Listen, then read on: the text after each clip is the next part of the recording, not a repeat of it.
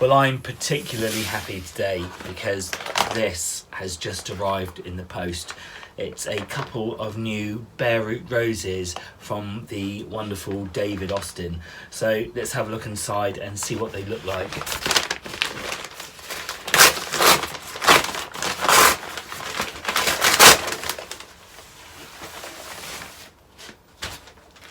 So this is how they actually arrive.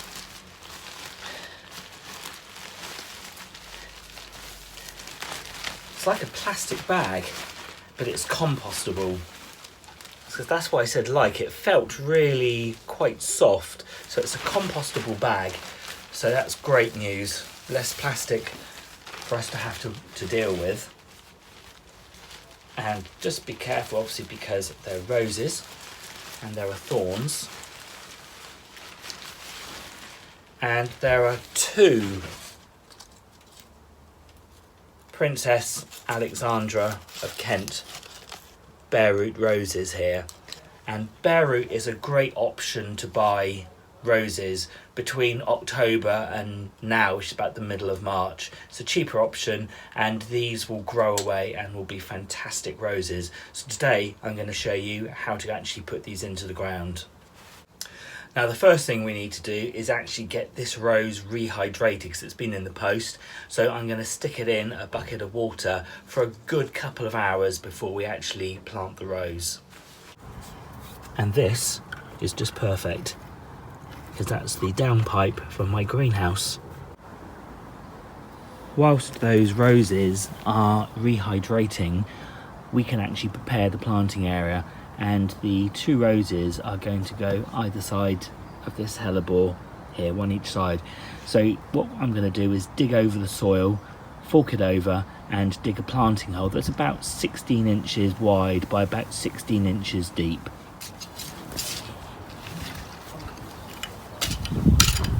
Just dig up any weeds or large stones.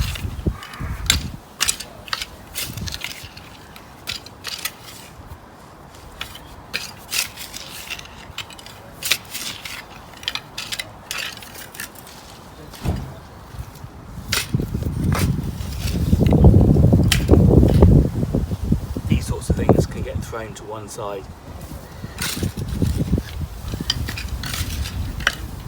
And then we're going to dig a hole about 16 inches deep and about 16 inches wide to accommodate the rose, to make sure the rose roots go down without being constricted in any way.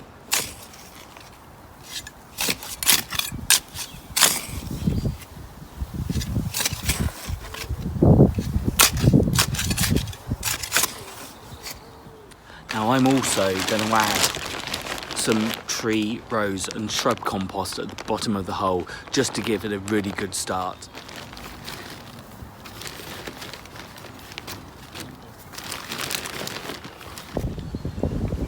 Now what I like to do at this stage before I actually plant this is just take off a third of this top growth so that the plant can actually concentrate on getting its roots down rather than trying to grow away from the top. So just about a third to a half, and trying to find an outward facing bud.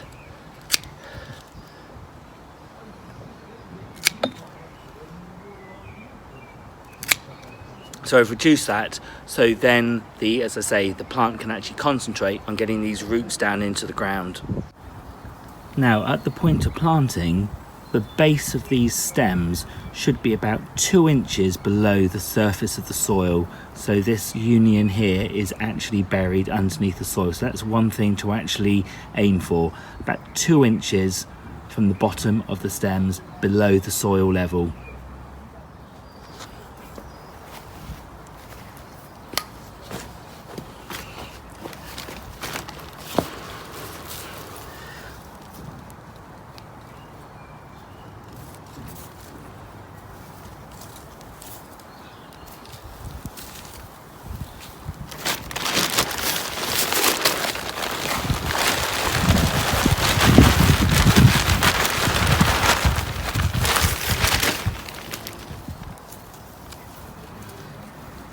And gently push the compost around the roots.